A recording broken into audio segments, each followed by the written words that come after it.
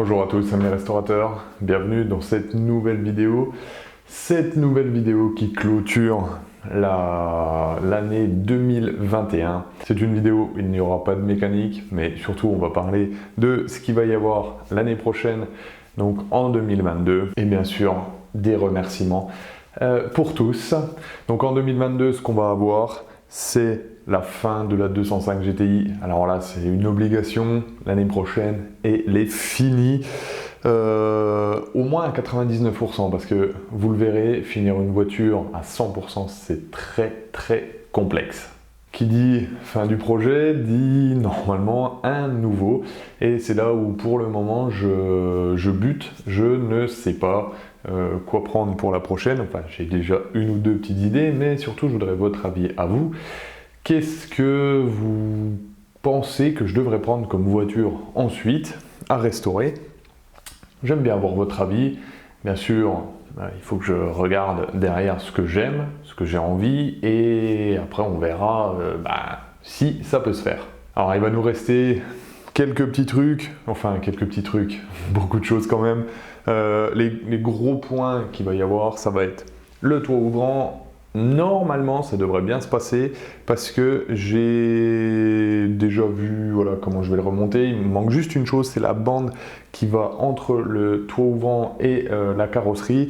Toute petite bande d'une sorte de double face, mais j'arrive pas à avoir de taille ou d'épaisseur ou de largeur qu'il me faudrait. Donc faut que j'arrive à trouver. Et ensuite ça se montera, je pense, sans problème. On va bien sûr avoir la partie moteur à remonter. Alors ça, vous le savez, j'ai déjà refait le moteur. Il y aura juste à le balancer dedans. Bon, les petites canalisations de frein, la direction, les suspensions, un petit peu de boulot, mais normalement ça devrait se remonter assez rapidement. On va bien sûr avoir toute la partie intérieure de la voiture, donc siège avant, siège arrière. Normalement, les sièges arrière, je les ai. La moquette qui va être neuve. On va avoir toutes les dessous de moquette. Les faisceaux que je viens de recevoir, donc normalement, on va pouvoir remonter les faisceaux aussi très prochainement. On va avoir le coffre et donc les portes, donc tous les ouvrants à remonter, mais ça c'est pareil, ça devrait aller assez facilement, et tous les plastiques intérieurs, ainsi que la fin du tableau de bord. En gros, ça devrait, comme je vous le dis, se remonter assez rapidement. Et ensuite, quand ça c'est fait, il ne restera plus qu'à faire des essais routiers, faire des petits réglages. On va avoir une grosse partie quand même sur le réglage moteur qui va être super intéressant. Et il nous restera après à rouler avec, simplement. Bon, je pense que j'ai déjà un ou deux endroits où on pourra la faire rouler. Bien sûr, l'année 2021, elle a été quand même très écourtée parce que en fait, pendant presque 6 mois, j'avais pas la 205 GTI. Donc, on a pris énormément de retard. Je croyais vraiment la finir pour décembre, mais bon, ça ne s'est pas fait. Mais vous avez été franchement très nombreux à venir mettre des commentaires, à liker, à partager et même à vous abonner. Je vais vous remercier tous, donc les abonnés, tous ceux qui venaient sur la chaîne, qui mettaient un commentaire, qui venaient même me voir sur principalement Facebook et Instagram, qui me disent que vous adorez ce que je fais, même qui me demandaient des renseignements. Je suis prêt à donner tous les renseignements que je peux si je les ai. Des fois je les ai pas et bon, c'est comme ça. Donc voilà, je vous remercie toutes les personnes en fait qui font une interaction avec la chaîne, que ce soit de loin ou de près. Franchement, vous êtes géniaux. Et je vais remercier aussi bien sûr les partenaires parce que franchement, ils m'ont aidé un truc de fou. J'en ai déjà parlé dans une précédente vidéo. Donc on a Retro-Autosport qui est là et on a SOS 205 GTI qui m'a envoyé aussi ces pubs qu'il faut que je mette. Je pense que je vais le mettre de l'autre côté. J'aime bien Retro-Autosport là-haut, je trouve ça vraiment sympa.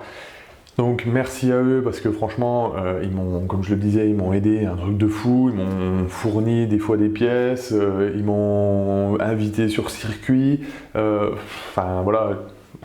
m'attendais pas du tout à ça quand j'ai créé ma chaîne YouTube et ça fait super plaisir. En plus, c'est des personnes qui sont vraiment passionnées par ce qu'ils font, passionnées par la mécanique et voilà, il n'y a pas mieux. Franchement, il n'y a pas mieux. Donc je vous remercie vraiment Donc tous les abonnés, tous les sponsors. Et pour 2022, ben voilà, on va la finir cette GTI. C'est sûr et certain, et même normalement on en attaquera une autre. Donc je vais vous remercier encore tous énormément. Je vais vous souhaiter surtout un joyeux Noël, parce que nous sommes le 24 décembre et je pense que YouTube c'est bien, mais il faut surtout prendre soin de sa famille, être proche d'eux. Moi, je vais essayer au maximum de profiter. Il n'y aura pas de vidéo pour le 31 décembre.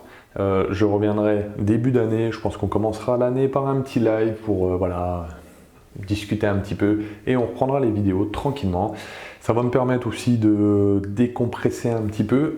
Alors, pas que je sois stressé, mais ça permet voilà, de relâcher un petit peu la pression.